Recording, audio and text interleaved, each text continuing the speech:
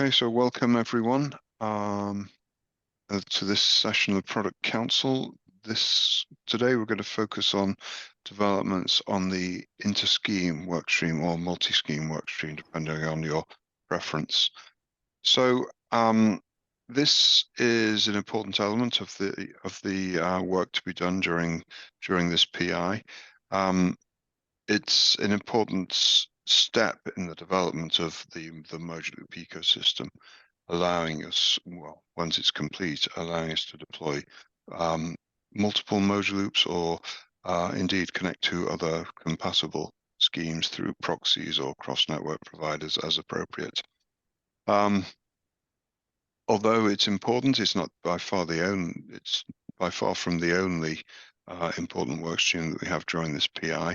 We have multiple work streams that are all working together and which interface between each other to deliver greater than the individual scheme. So I'm very keen that we should get as much participation as possible, not just in this work stream, but in others such as merchant payments and also in the ISO 222 work stream. All of these have synergies, and on that basis, I'd like to make sure that today we focus the discussion on inter-scheme transactions and not get sidetracked into discussions of ISO 222 or merchant payments or anything else. This is purely about inter-scheme transactions here. We have done a considerable amount of work on this already. We had a product council session on this 2 weeks ago, I think it was. This is, I think, building on the discussion we had then. We have, as a foundation, we have been working to develop a design for this for a number of months, and Michael Richards has been driving that design work. And we have presented that work at the convening back in March, and we presented it 2 weeks ago, and we've had a number of other sessions where the design has been socialized.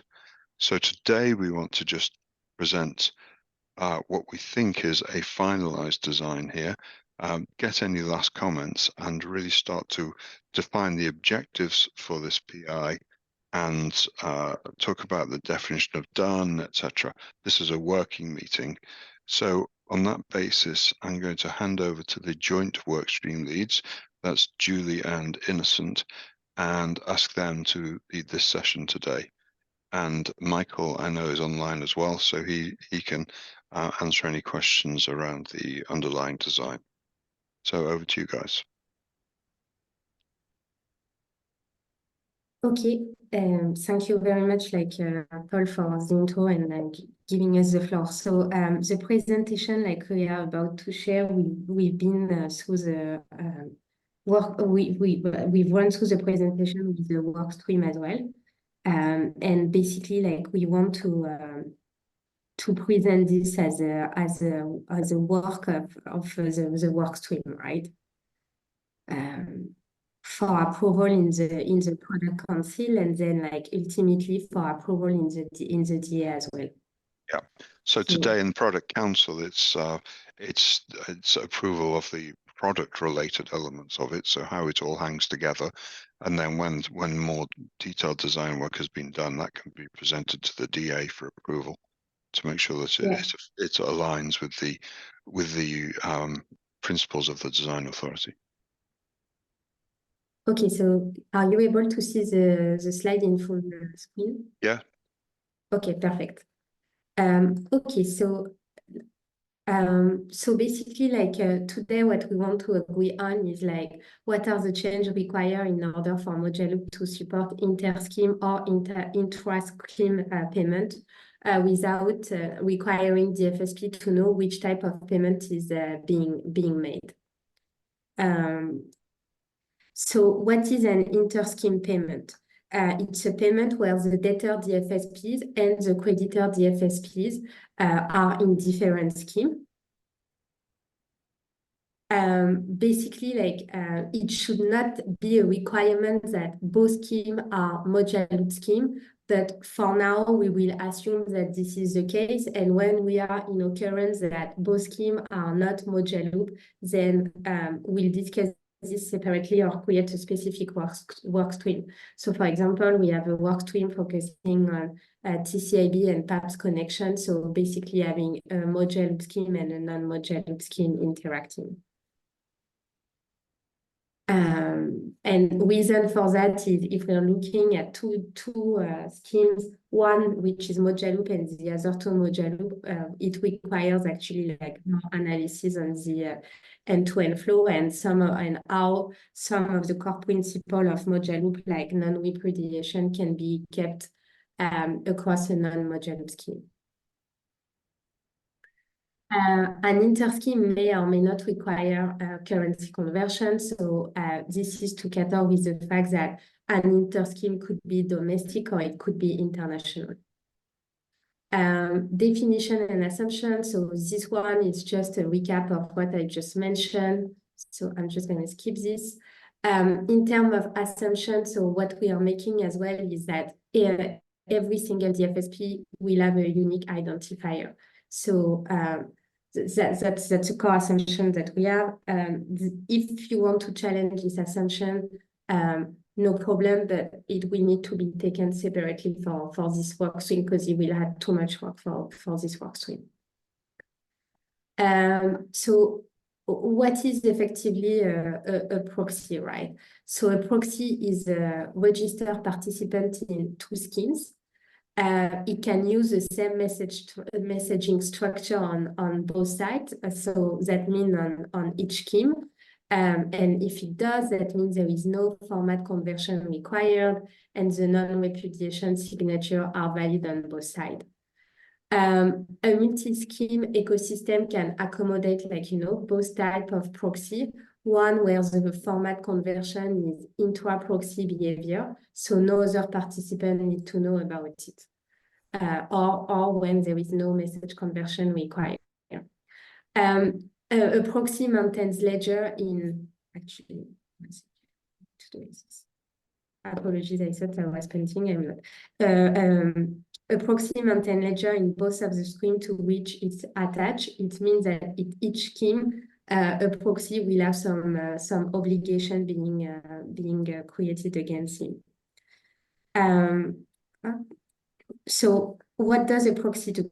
It receives a message from a switch in the source scheme. It assumes timeout responsibility where appropriate.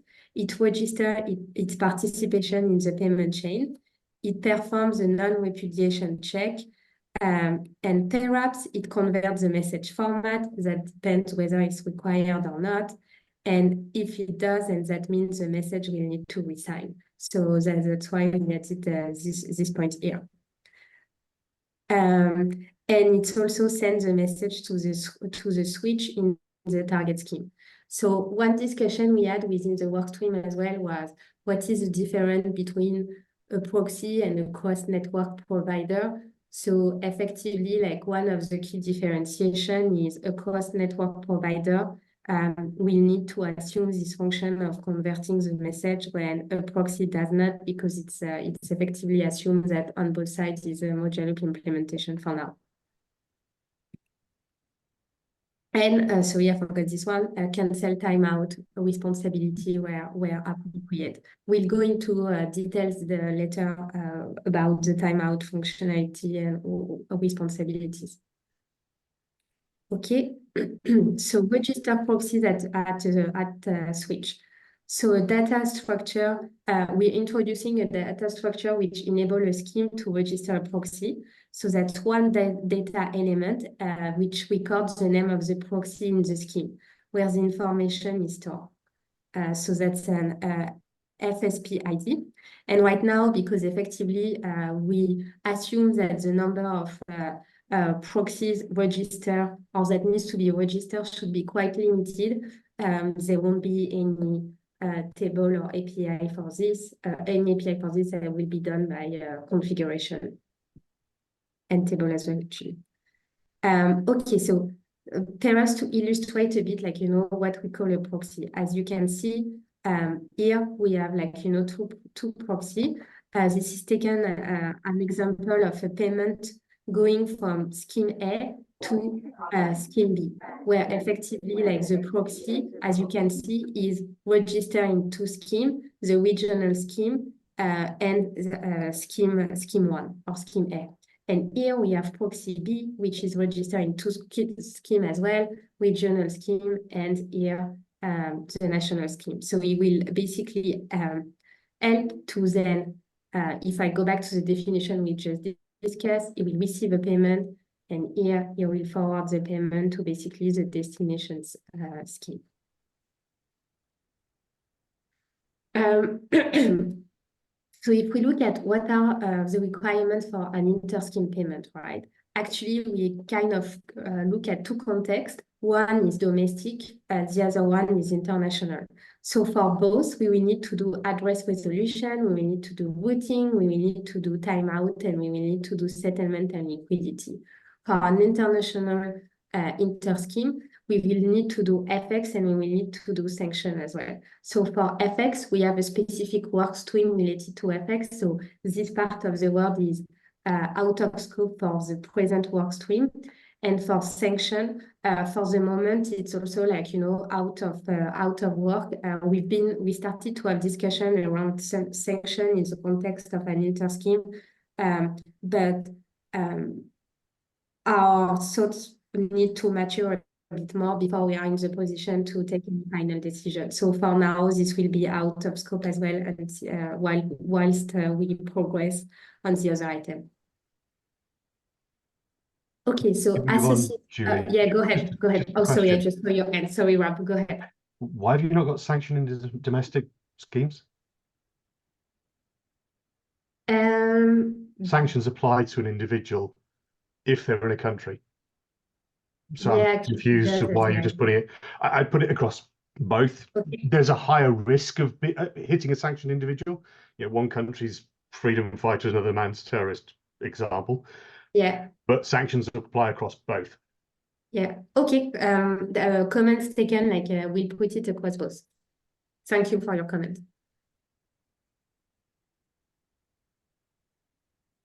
Okay. Associating the FSPs with proxies. So how we do it? So basically, like a proxy will either be local to the scheme or remote, i.e. accessible via a proxy. And then the definition of a local DFSP is an entry in the participant dataset without a proxy attribute, right? That's basically how we know that a DFSP is a local one. So we will extend the participant dataset to include the IP address of a DFSP. And we'll explain a bit more on why we are doing it.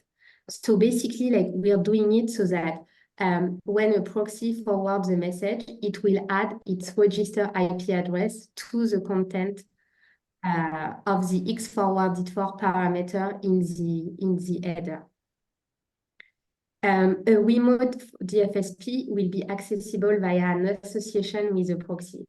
So what does that mean exactly? It means that we're introducing a new table to store an association between a DFSP and a proxy.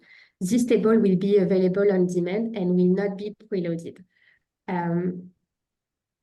And then assertion, so an association between a DFSP and a proxy will always have been made before access to the DFSP is required. Now, like, you know, you may have a question around management of the updates on this table. So what will happen is we'll expect that at some point we will receive an error messages when we basically like send effectively to the proxy to reach the DFSP, and let's say the DFSP is no longer reachable via this scheme, then that means we will receive an error messages, and these error messages will generate the record to be removed from the tables that store the association between a DFSP and a proxy. Okay, so when a switch receives a message from a proxy, it checks the list of association to see if the originator of the message. So what basically we put is X forwarded for parameter is registered against the proxy, which was the immediate source of the message. If it isn't registered, then the switch will store the association for future use. And later we put that as well on a diagram. So perhaps if it's not clear, like all the bit your question, and hopefully the diagram that we have later in the slide will help as well. On non-repudiation. So as a reminder, the non-repudiation signature cover both the originating and the destination DFSPs. So in the FSP IOP source and FSP IOP destination parameters in the header. So far, we failed to grab the needle of signatures over part of the messages. So as a reminder, for Mojaloop as a principle, the non-repudiation is across all the core of the messages. And for now, we'd like to basically keep it as is as much as possible. So basically avoid that the signature is over part of the message and instead as, again, full message. Rerouting message. So when a switch comes to forward a message, if the FSP IOP destination parameters refer to a DFSP in the switch scheme, it forwards the message here. Otherwise, what it does, it looks up the proxy which stands for the DFSPs and forwards the message there as well. This means to the entry in the participant endpoint dataset for the proxy and the original endpoint type. If there is no proxy for the DFSPs, then it searches the network of proxies for the DFSPs.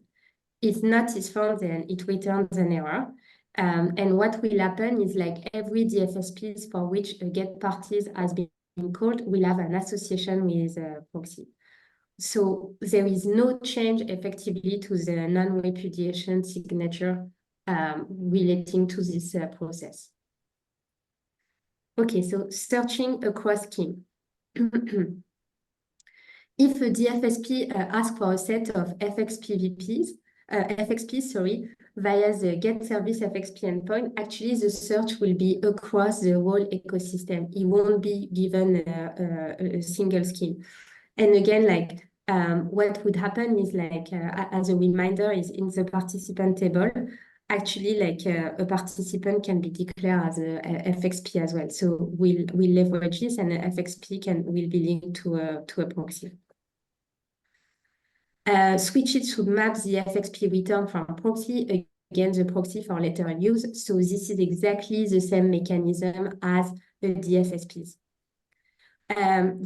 This is also a fallback function if the switch does not have a proxy mapping for a DFSPs, which is not one of its participants. So this is again like same as we discussed earlier. So this may be true for other searches as well. For instance, like we might want to allow a PISP to act for a customer of any DFSPs in a multi-scheme ecosystem. Okay. So what effectively like are the changes related to the DFSP lookup function? So one is like the ID of the destination DFSPs is known, so that would be scenario number one, but it's not a member of the local scheme, and there is no proxy association for it. And the second one is the ID of the destination DFSPs is not known, but the DFSPs is known not to be a member of the local scheme, right? So this is where our table is effectively like gonna play into action. It's an address resolution call, and the appropriate oracle has returned a not found. So characteristic of that function. When a message is received from a DFSP, if the URI or FSP ID combination is not already the subject of the search, we store the URI of the message, and we also store the FSID of the eventual recipient of the message if it's known. We obtain a list of all the proxies attached to the scheme, and we forward a copy of the message received to all the proxies in the list. And then if the message was received from a proxy, obviously we do not send the message to that proxy. So this is also related to point 4, where if the number of message sent was non-zero, store the number of message sent against the URI FSP ID entry. And if the number of message sent was 0, then we return an error. So first, let me go back, to the scheme for a second so that you can see. So here, what we're saying is this is this concept of effectively here you can see you have only one single proxy. So if the message was received from a proxy and we need to reach a proxy, surely there is an error. Okay. Okay. I see. Okay. When a message is received from a proxy, so we search with a list of searches for either a search with the DFSP and the URI returned via the proxy, or a search with a blank DFSP and the URI returned via the proxy. If neither is found, obviously, the process ends. Otherwise, we decrement the counter created when the search was initiated. And if the message return is a 3201 error, DFSP not found, if the counter is now 0, we forward the message to the next destination. We remove the search from the list of searches, and the process ends. Otherwise, we forward the message to the next destination, and the process ends successfully. So that's when the DFSP is found. Here, it's basically a summary of what I just mentioned in the form of a diagram. So here we start with get parties. We check the association cache. And if basically, in the association cache, we found an association between with the DFSP, we add the associated DFSP in the header.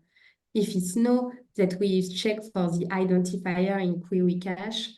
And then if a query is found something, then we already looking, so no further action. If no, then we look at how many participants in this scheme using the participant data store. And we create basically a copy of n copies of the request, one for each DFSP, and we add query and counter to cache. So that effectively if when we come across this again, we can add the party. On this side, this is basically what's happening in the address resolution services today. Okay, so on-demand address resolution, so put parties. So here we check the Oracle support for LRR. And does the Oracle support LRR? No, in this case, we put parties. Yes, we retrieve query from cache. Was it found in cache? No, we need to put the party. Yes, we decrement the query counter. Did the DFSP make a match? Yes, in this case, we will store the association in the association table. No, is query counter 0? If it's no, then that means the process ends. If it's yes, did query originated in the scheme? So then we check the participant table. If it's no, we put the party. If it's yes, we get the list of proxy. And then again, we send a copy of all the requests to all the proxies, and we increment the counter in cache. And then we issue a request and we get the party. So here, this is basically the same mechanism that we had at the scheme level, now extended to an inter-scheme with proxies. So timeout management. So we need to distinguish between two landscapes. One effectively is before the creditor DFSPs have confirmed their acceptance of the payment. And by acceptance, we mean execution of the payment. And after the creditor DFSPs have confirmed their acceptance of the payment. So after effectively the payment has been executed. So before acceptance, we need to support timeout at the last current point in the chain of the message. And that means before effectively one of the scheme or proxies was not available anymore. When this point moves, the timeout evaluation point move with it, and we have a diagram that describes this as well. I'll share the slide in a minute. So after acceptance, the payment is irrevocable. So that means that we don't really need to manage cancellation and so on. So if messages are held up, they are to be retried until they get through. Okay. So when a switch receives a transfer execution request, it should implement a timeout checking until it has forwarded the request to a proxy and receive a 202 response from the proxy. On receipt of the 202 response, it should turn timeout checking off. I think this is a standard functionality of a switch, but yeah, obviously if there is any question or comment, please feel free to share. When a proxy receives a transfer execution request, it should implement a timeout checking until it has forwarded the request to a switch and receive a 202 response from the switch. On receipt of the 202 response, again, it should turn timeout checking off. So here, imagine we have a debtor DFSP, a creditor DFSP, three scheme involved, and two proxy, right? Which is effectively the same representation of what we had on the other slide between Malawi and Zambia. So a customer of the debtor DFSP want to send 1,000 kwacha to a customer of the creditor DFSPs. So we exclude currency conversion for now because what we are looking at is not how currency conversion is done. We're just focusing on timeout, so this is not relevant. So here we basically have a debtor DFSP that posts a transfer. Doing that, he will reserve actually there is a typo, it should be 1,000. 1,000 kwacha against the DFSP position account, right? And here, what we do is we will apply a timeout. Then the message, will be forwarded to the proxy. Again, there will be a second timeout, being applied. And if a 202 is received, here the timeouts that were there should be then turned off. Then proxy 1 will forward to scheme 2. So again, that will be post-transfer. And again, that would be effectively once the 202 has been received, here the timeout will stop and then there will be a new timeout. Then the forward request to proxy 2, we will pass. So you see same mechanism, there will be an active timeout. And then when the 202 is received, the active timeout that we have here is no longer relevant. And then here, basically, when we proxy 2 send to scheme 3, we have a new timeout apply, and then because the 202 has been received, the timeout does not remain here. And then finally, we forward the request to the creditor DFSP, and then that would remove the timeout that is here. So let's look at some of the exception scenario related to this timeout. So if a debtor DFSP can't reach its switch, so that means here we can't do the post transfer. Nothing happened because the debtor DFSP times out and returns its customer with their fund. If let's say scheme 1 cannot reach proxy 1. So what will happen is scheme 1 will time out. You will cancel the fund reservation that is here against the debtor DFSPs. And it returns an error message to the debtor DFSPs. And the debtor DFSPs will return its customer with their funds. Okay, so scenario number 2 now, the proxy 1 cannot reach the scheme 2 that is here. So proxy 1 will time out. Same concept and same mechanism, it will return an error message to scheme 1. Scheme 1 will cancel the reservation against the debtor DFSP, and then it returns an error message to the debtor DFSP, and the debtor DFSP returns its customer with their funds. Okay, so basically we are going through all the possible scenarios through the chain. So let's say now scheme 2 can't reach proxy number 2, which is behind this white box. So scheme 2 will time out. It will cancel the reservation against proxy 1. So here are the reservations that we have here at the inter-scheme level. It returns an error message to scheme 1. Scheme 1 cancels the reservation against the debtor DFSPs, and then it returns an error message to the debtor DFSPs, which then return its customer reserve funds. And then let's say it happened again here this time. So proxy 2 can't reach the scheme 3. So proxy 2, same mechanism, timeout. It sends an error message to scheme 2. Scheme 2 cancels the funds reservation that effectively is here.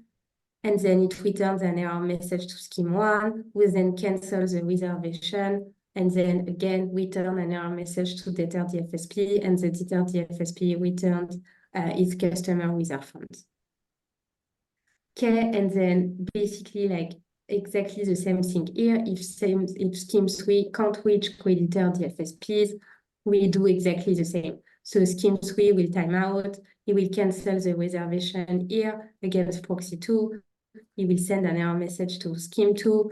It will cancel the reservation against proxy 1, send an error message to scheme 1.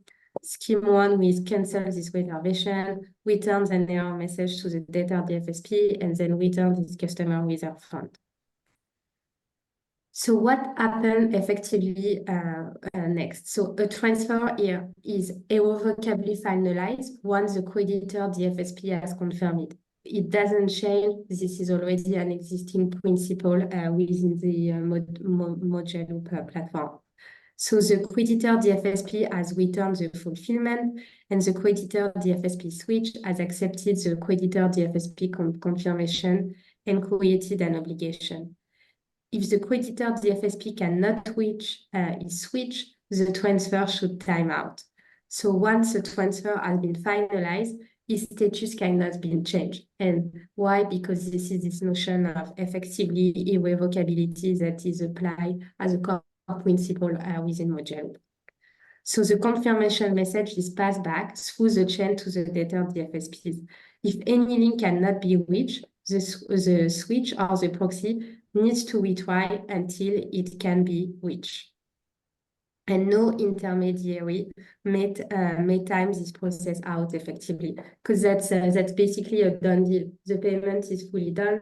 It has been confirmed to be done. It's just the confirmation may not have reached the debtor DFSP, but because of irrevocability, sorry, of the payment, we are not gonna change it. So that's why the confirmation will be queued for retry up until all the parties will be queued for retry at the party that is faulty. Okay, any question on timeout?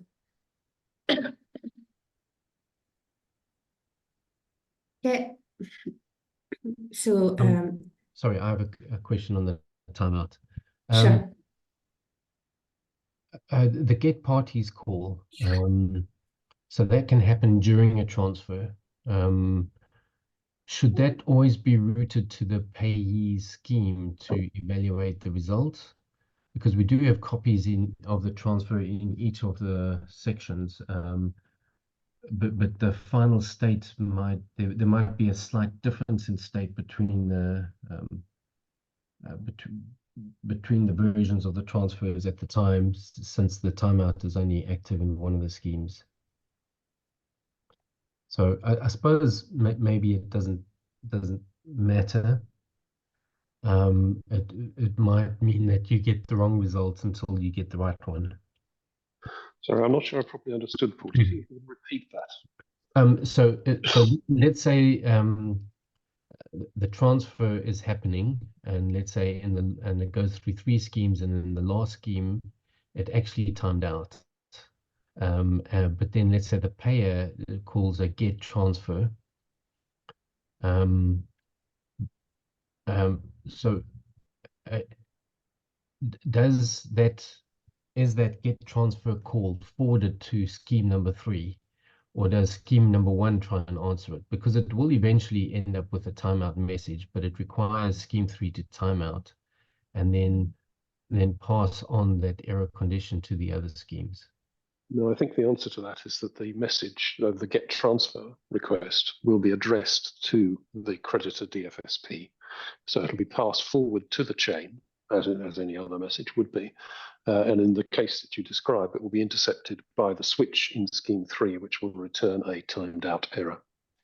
Okay, that I guess was my question. Are we forwarding on the GET calls to on specifically on transfers, or do we answer it locally, and then because the local state will eventually end up the same as state number 3, because the timeout message will get forwarded onto scheme 2 and scheme 1, and therefore the states will eventually synchronize.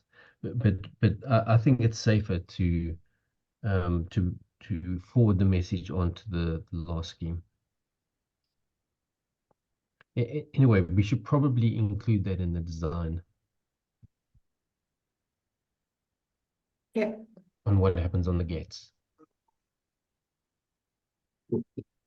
Sure. We'll take thank you, Paul, for your comment. We'll take action on this.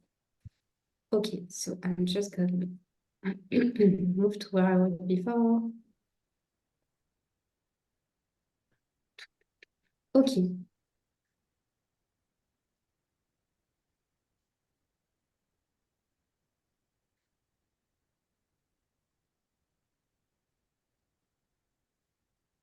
Wait, sorry, I didn't share the right way. Apologies, just going to pick up.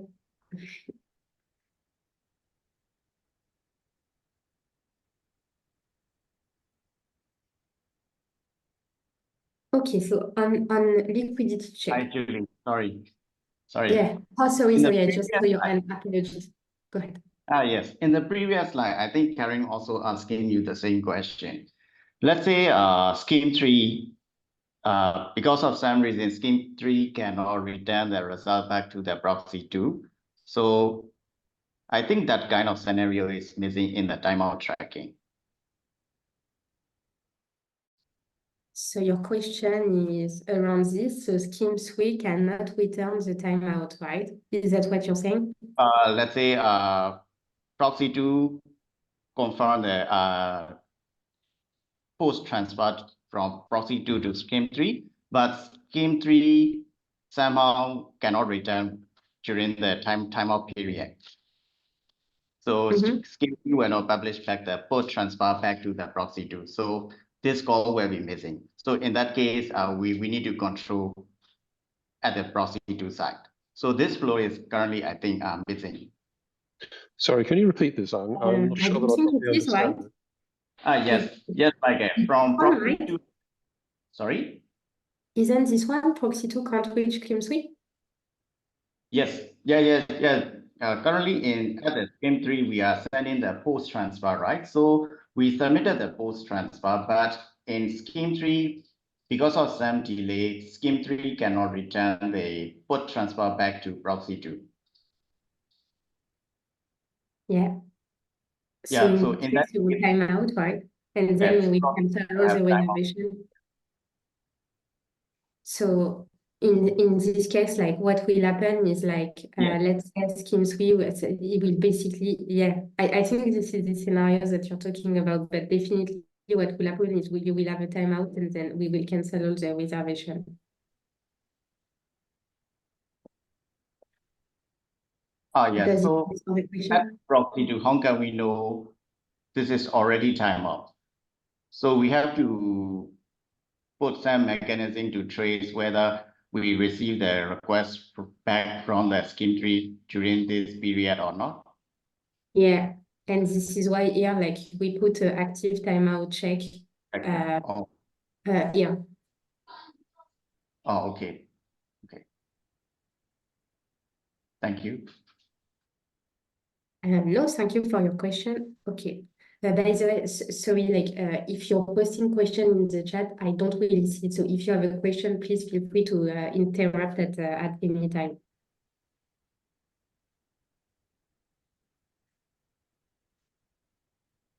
Okay. This is who, this is where. And this. Okay, so on liquidity check, so we can have like, you know, two scenarios. One is like I'm going to use an example. The scheme trust each other or they don't. So if they do, then basically like liquidity check and fund reservation should only happen in the first scheme to which the debtor the FSPs belong to. And then basically like we need to add a check to this effect in the switch code. And the schemes do not need to provide liquidity cover for their proxy because we operate in a trust environment. So if they don't, then it means that the liquidity check happens in each scheme through which a payment passes through. So remember our example. So it means that at the regional end or in scheme 2, we will need to have a liquidity check and same in scheme 3. So this is no change to the existing switch code required, and the scheme will need to provide liquidity cover for basically their proxy. And scheme administrator will need to administrate it, which basically like we by administrate it, it means we'll need to effectively establish some rules against it. So basically, like for now, we think that we need to be in the position where we can support both, where there is like, you know, a trust environment or when there is no trust environment. So that's why we need to include a configuration option so that we can cater for both scenarios. Okay. So when an obligation is created, so we need to look at where the parties belong to.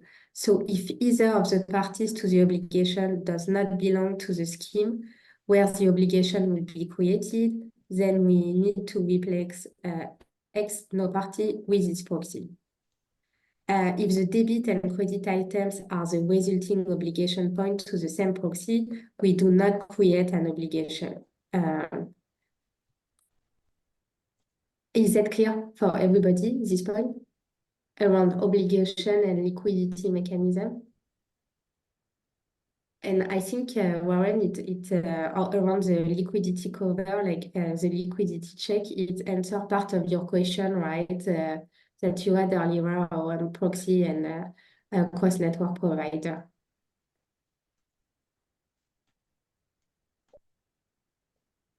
Yes, that does relate to that. Thank you.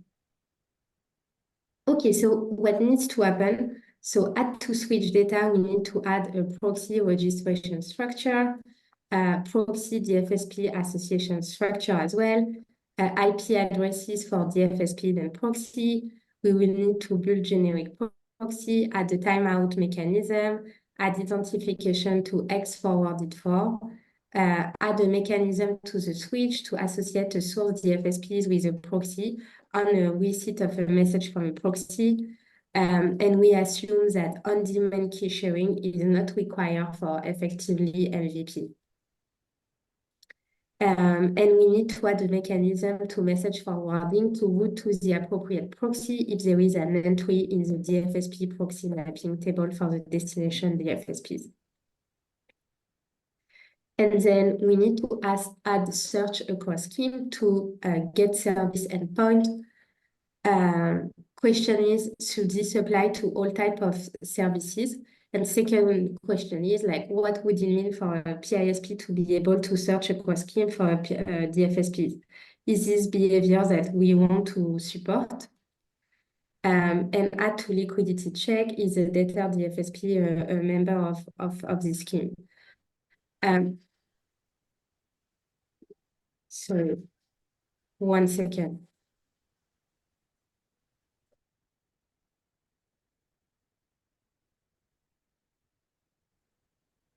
Sorry about that. So on this, like on the get service, like apply to all the services, and then and what it means for a DFSP to be able to search across scheme for a DFSP is it that the behaviors that we want to support. I think the answer is yes, at least to the second question. Please, obviously, like, you know, member of the workstream or Michael, feel free to step in if it's not. Okay, and the liquidity check is a debtor DFSP a member of this scheme. Okay, and make application of these configurables. That's just what we discussed about, right? Are we in a trusted or non-trusted environment?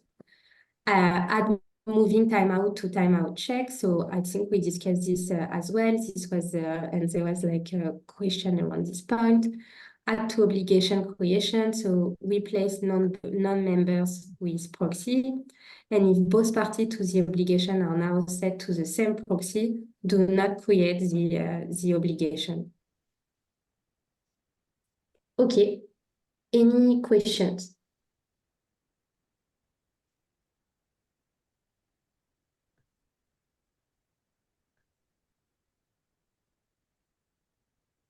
Okay, I'll take silence as a no. So I'm guessing, like Paul, I'm just going to give you back the floor, and I'm guessing that there is acceptance by the product council of this design. Yes. Does anybody have any comments to make? Rather than questions, are there any comments that we should be aware of before we proceed with this?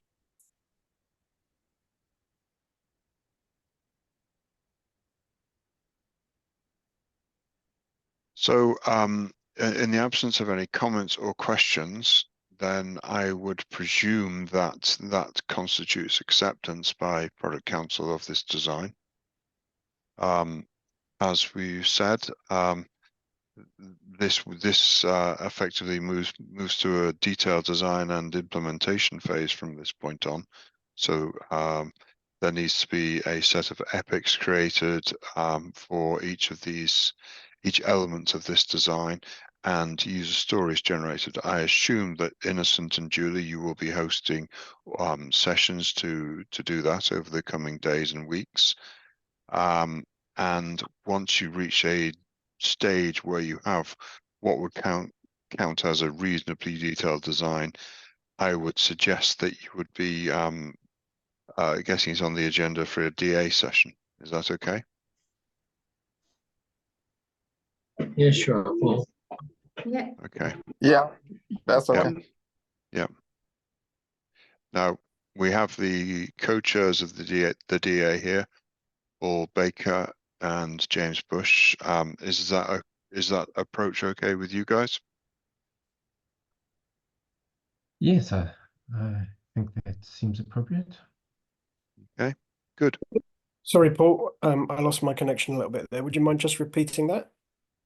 I was just saying that we've reached a stage now where, given that there are no outstanding questions or comments from Product Council today, I think I'm recording that as acceptance by Product Council of this design as the Mojaloop design for inter-scheme transactions. And on that basis, the two co-leads, Innocent and Julie, are going to move on from this point to develop the epics and the user stories based on that.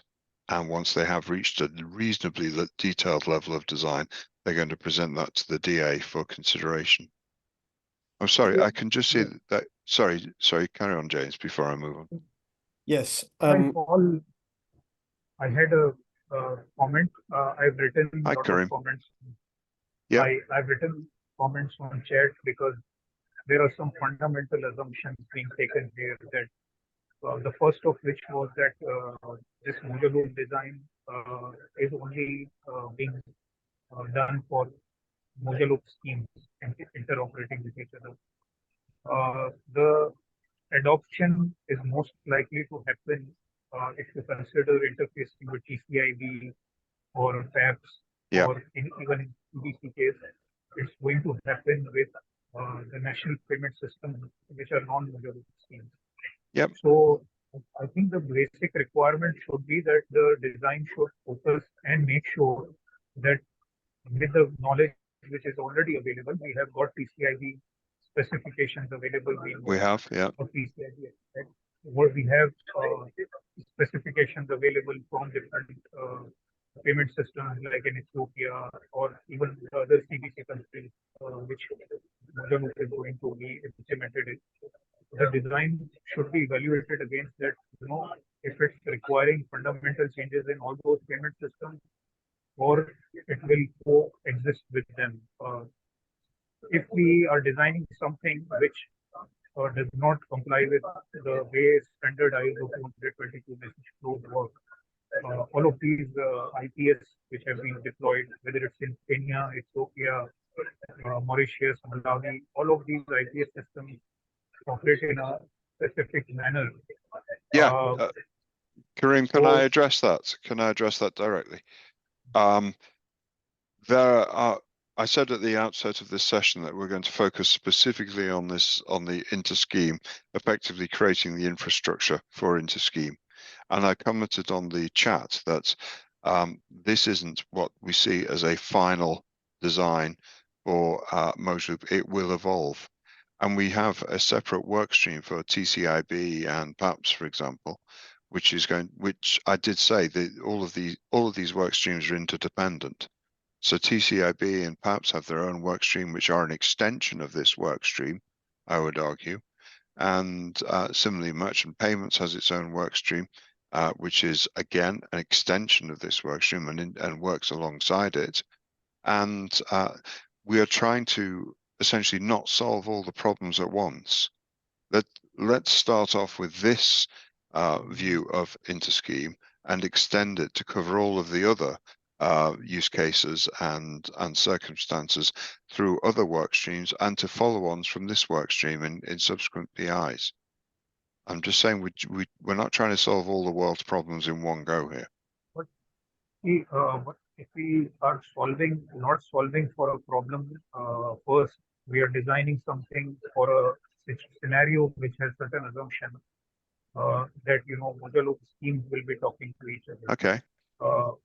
And if we later on find out that this design does not work with how TCIB expects us to interoperate, or how any other regional hub and spoke model kind of scheme wants to interoperate, then wouldn't that be a rework that we will go back to the original design and have to change it altogether? So assuming that Mojaloop has to, the most likelihood is that Mojaloop has to interoperate with TCIB, which is a non-Mojaloop scheme. Yep. Or Mojaloop has to act as a regional hub where 8 out of I think 8 payment systems, 6 of them are non-Mojaloop. Yeah, So I agree with that. The solution for that, then the chances of this designing, sustaining, and being actually implemented are better. Ultimately, our goal is that we have a low-cost design. And by low-cost, I mean is that if we say that for implementing Mojaloop as the regional hub, you need to change all the 7 payment systems. Kareem, I completely agree with the objectives. I don't disagree with you at all. I would like to give Michael Richards a chance to respond to that first. Thank you very much, Paul. As you know, Kareem, my belief is that this is a design which will work for connections between Mojaloop schemes and non-Mojaloop schemes. I've asked you, as you know, to provide examples where you don't think it won't, and I'm not sure that I am yet convinced that I've seen any. However, what I would say is that any national payment scheme which is connecting to an international payment scheme will have to make changes. There's no way around that, I don't think. Because unless, as you know, I suppose one might say the TCIB model is to swallow other payment systems whole. But short of that, any payment system which extends itself to an international context will have to do something. If only, it will have to find some way of managing currency conversion. So I don't think it's a good argument to say that these schemes will have to change and therefore there's a problem. They will have to change anyway. The question is how. Michael, so to answer that, yes, they will have to change, but I mean, you have to study them first to understand how they operate currently, and whether the change we are proposing is going to have a significant or a major fundamental change in those systems, because there is a certain set of commonality between all these payment systems which we are trying to connect. For example, the most of the payment systems, they don't require a participant to set the timeout, which I today understood that we are saying that payer participant will set the timeout and so on and so forth. All of the payment systems, so all of the payment systems which are implemented where CBC is trying to connect to them, they have a specific way of implementation, and I've shared that in the workstream channel. Unfortunately, we have not been able to discuss this timeout situation, the problem and the solution on workstream. So, I mean, I would appreciate if we can do that first. Then say that the workstream work is being finalized. Mojaloop does not require a timeout. That's not correct. It supports timeouts, but it doesn't require them. Yeah. So, I mean, Kareem, can I? There are loads of hands up. Can I just move to somebody else for a comment, and then I'll give you the chance to come back, Kareem. James first. Thanks, Paul. Yeah, I just wanted to say, let's not forget that the way Mojaloop works, the way the API flows are designed, are specifically to embody the principles that Mojaloop mission embodies of financial inclusion. So we believe these flows are the right ones to give the inclusive attributes to payments that pass through Mojaloop schemes. I think it's on mission for Mojaloop to define what it believes the ideal set of flows are for operating with other schemes, and to only compromise those when there is no other choice. So what's been proposed seems eminently sensible to me, in the approach that we start with our ideal and then compromise that only when we see no option appears to me to be a very sensible way to proceed. I would agree, James. That makes perfect sense to me, and it's what I was trying to suggest earlier on, but thank you for putting it so much more succinctly. Kareem, before you come back, I must ask Julie to speak. She is co-work stream lead. I think, like, for me, your comments are valid, Kareem, around, like, how do we interact with the scheme, which is not Mojaloop, right? But I think, the purpose, my understanding is the foundation is working under agile methodology, and like Paul mentioned it in the chat as well, that this is the first version and the idea is to have a foundation to build on.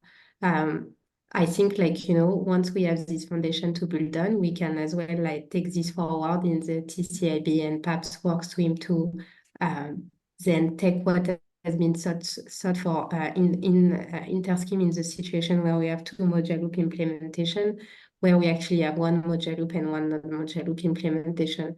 But I'm not sure that it's quite fair to hold up everything and all the workstream work for a scenario which actually is managed in a different workstream from an organization point of view.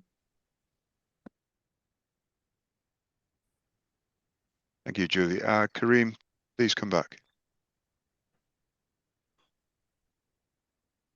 Kareem? Yeah, Paul, I think, I mean, I'm being misunderstood that, I'm holding back anything.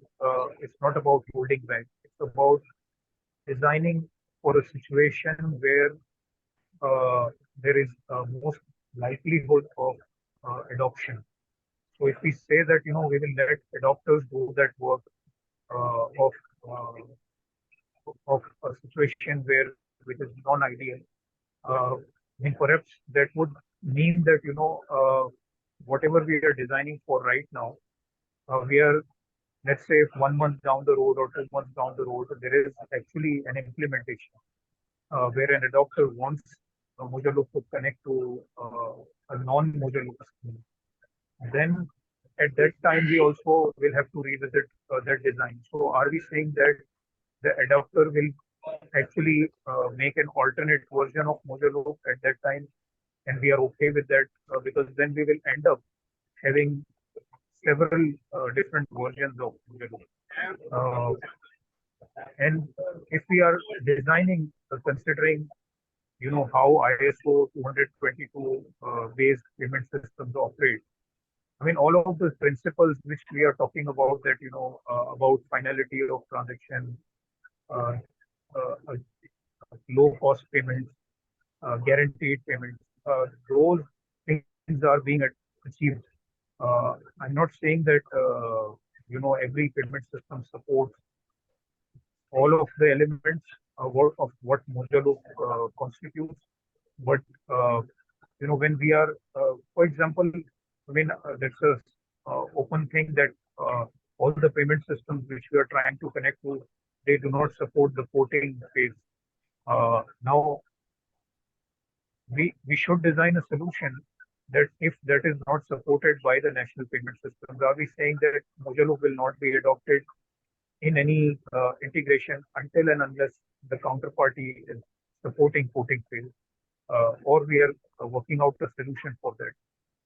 So all my submission is that whatever we are designing for, we should design for a scenario where a Mojaloop based scheme has to integrate with a non-Mojaloop scheme. Taking that assumption that we are only designing for an ideal scenario where there are two Mojaloop based schemes talking to each other, that severely limits the area which we are targeting, like the at least the adoptions which I can foresee, or which are potential adoptions, they will require Mojaloop to integrate with non-Mojaloop schemes. So that design should be prioritized rather than a design where we are saying that only Mojaloop can talk to Mojaloop.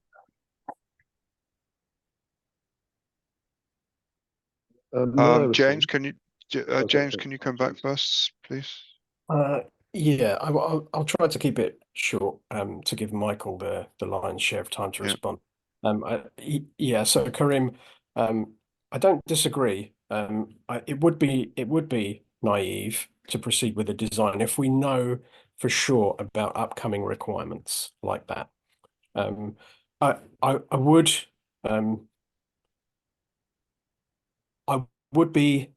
would tend myself to be cautious about making design decisions based on what we think might happen in the future. I think that's potentially risky.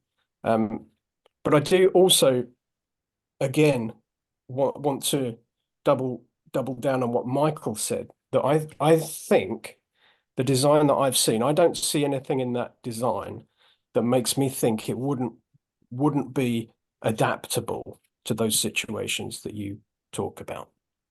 Maybe Michael can say more about that. But again, I've heard Michael say that a couple of times. Maybe it's not been completely clear why that's the case. But I certainly haven't seen anything in those designs that makes me think there's a complete roadblock that would make that hard or impossible. Sorry, over to you, Michael.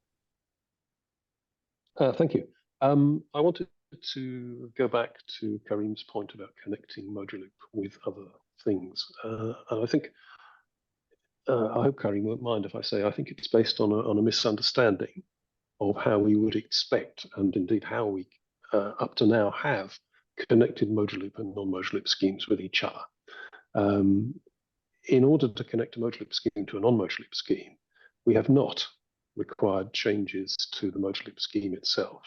What we've done is we put in place something that we called a cross-network provider, which provided adaptation between whatever the source scheme on the non-Mojaloop scheme wants to do and what the Mojaloop scheme wants to do. And this is almost exactly analogous to what we do with individual participants, where they have different ways of proceeding. We have a payment manager which enables a mapping between what they can do and what we want to do. And I would imagine that in those cases, we would do that too. Now, there are drawbacks to doing things in that way. And in particular, Karim has mentioned, and I think everybody knows that the number of schemes which use an agreement of terms phase is at present very small. That's not, we think, because it's not a good thing to do, or they've made some conscious decision. It's because, particularly up to now, ISO 20022 has not supported an agreement of terms phase. That's changing. It will support an agreement of terms phase, and the ISO organization has clearly accepted our view that an agreement of terms phase is fundamentally important for reducing cost and increasing certainty in systems where both of those attributes are extremely important.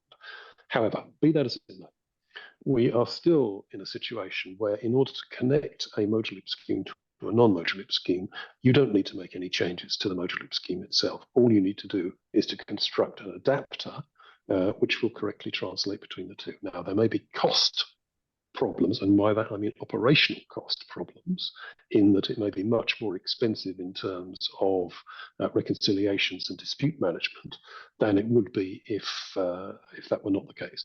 But nevertheless, there is an existing technology and an existing way of doing things, which I know a number of people on this call have participated in the past, which enables us to do that without changing the switch.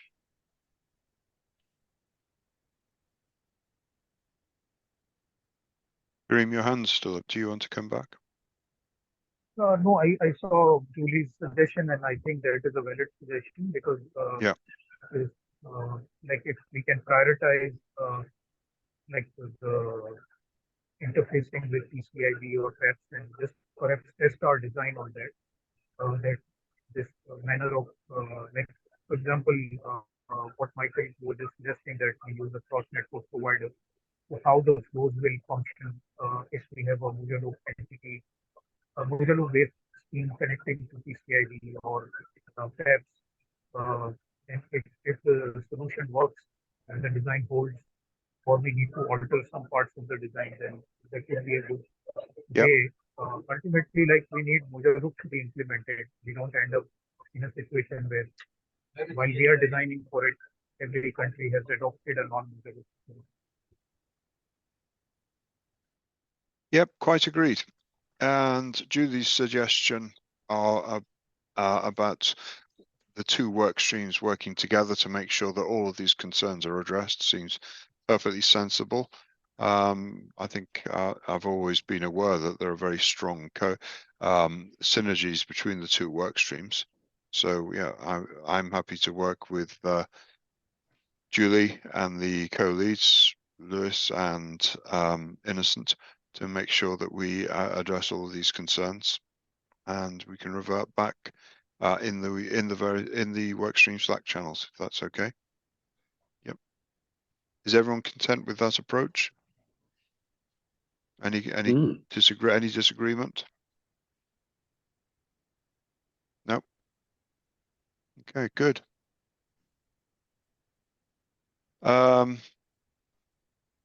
Okay, that's been a really useful discussion. Is there anything else anyone wanted to say? Warren, I did see your hand was up for a while, and then it dropped. Is there anything else you wanted to raise? Thank you, Paul. I think it's largely been covered. I just reiterate the principles under which Mojaloop flows are, and the understanding and acceptance that the current ISO standards are not fit for purpose for IIPS solutions means that the world is changing around us in a good way. And right. And I think what we're trying to say here is we are leaning into that and trying to make sure that we actually keep pushing for that ideal solution. And I think Michael described well the fallback that's been used many times for dealing with graceful degradation as we reach non-compliant solutions. Yes, but I don't want to try and solve all the world's problems in a single work stream. So the idea of the work streams was so that each could focus on one reasonably cleanly defined subset of the problem, and then we could bring them all together. I'd like to try and preserve that if we can, rather than just complicating issues. So, for example, you know, the ISO 222 work stream is a reasonably well-defined work stream. We can talk about integration across work streams at a later point, I think, if we need to. Yeah, I was merely mentioning it in support of the. Yeah. Some I of the know earlier where arguments were is. focused on, you know, kind of that the ISO standards as implemented right now, or as they are customized to each implementation, are examples of good, which, you know, we challenge that assumption, I suppose. I agree. And there's non-standard usage of standards, which is never helpful. Okay, so if there's anything else anyone wants to say, then please go ahead, raise your hand, or just speak up. Otherwise, we will say that the design has been accepted by Product Council, subject to verification through the TCIB PAPS workstream. Sorry, Min, you've just raised your hand. Please go ahead. Yeah, I was having a chat with a couple of people on my tech team as well. A lot of the information here is somewhat new. And so what I would propose is that, you know, I mean, Kareem has some concerns, some other people have concern. We have some of the questions as well.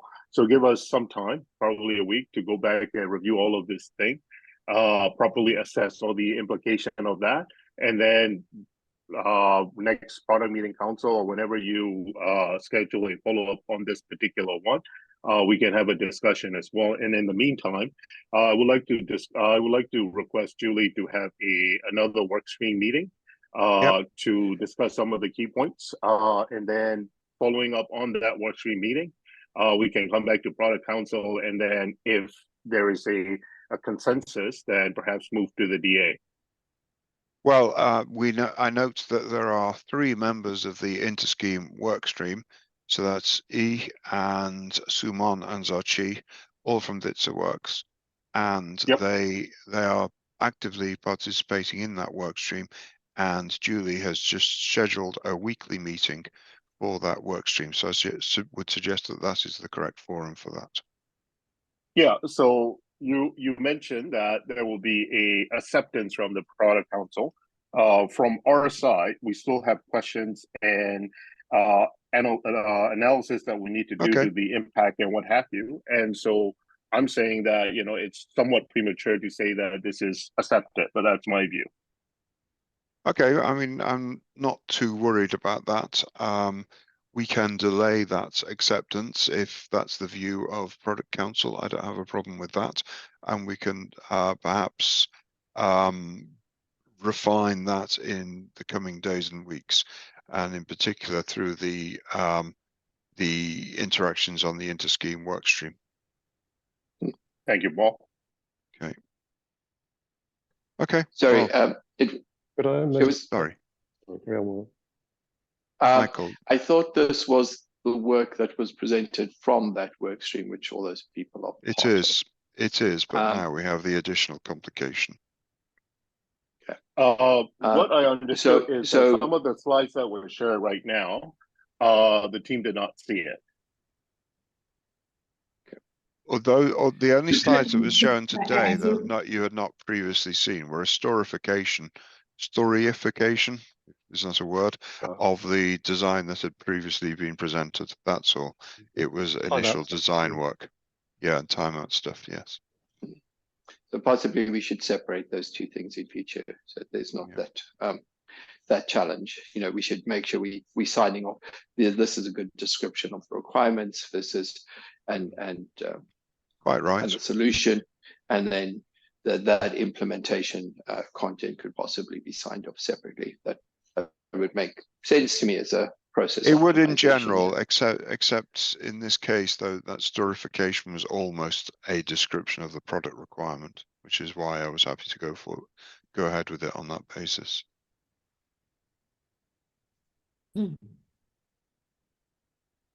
Julie, you've got your hand up. Yeah, I think like So first of all, yeah, I think that, like, for me, even today, the slide we review in the work stream, we are not the first iteration, right? I think they've been at least presented. I mean, from the top of my head, I can count.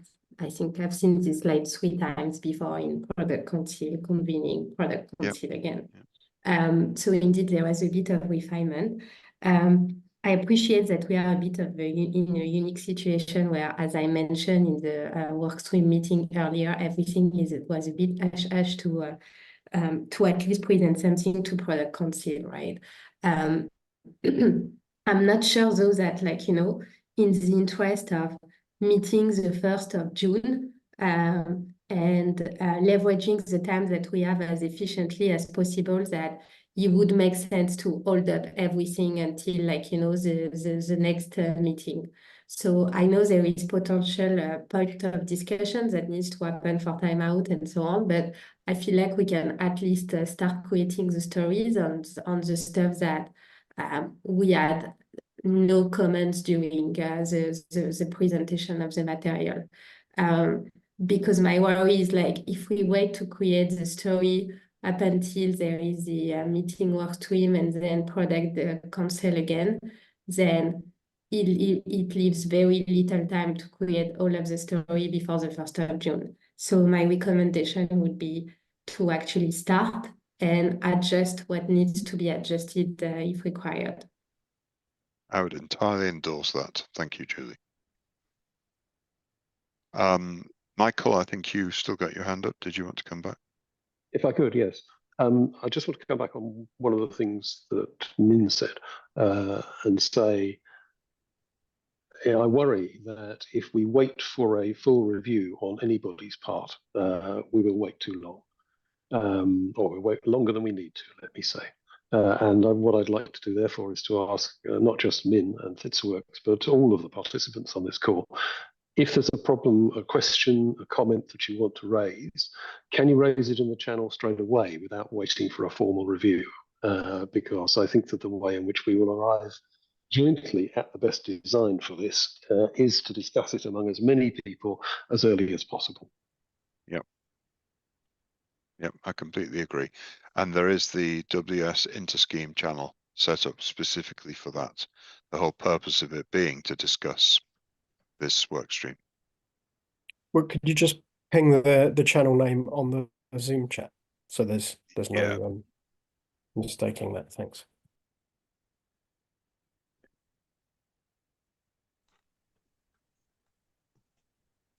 Sorry.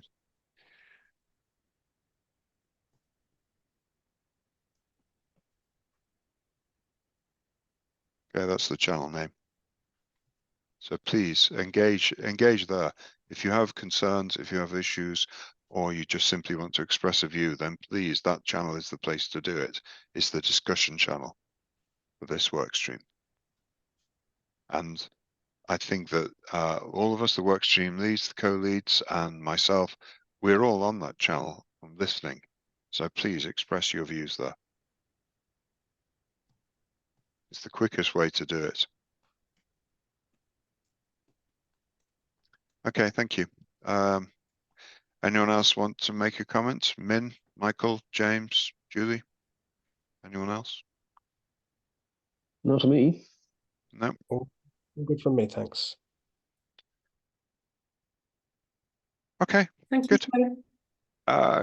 Yeah, comment from Julie. If you do want an Outlook invitation, so you get the workstream meeting in your calendar, share your email address, but you could put it on the Interscheme Slack channel or direct to Julie or myself, and we'll make sure you get added. So great. Thank you, everyone. On that note, I'll close this session, and thanks everyone for your participation and your input. It's been a great session. So thanks very much, everyone, and goodbye. Thanks very much. Bye. Thank you.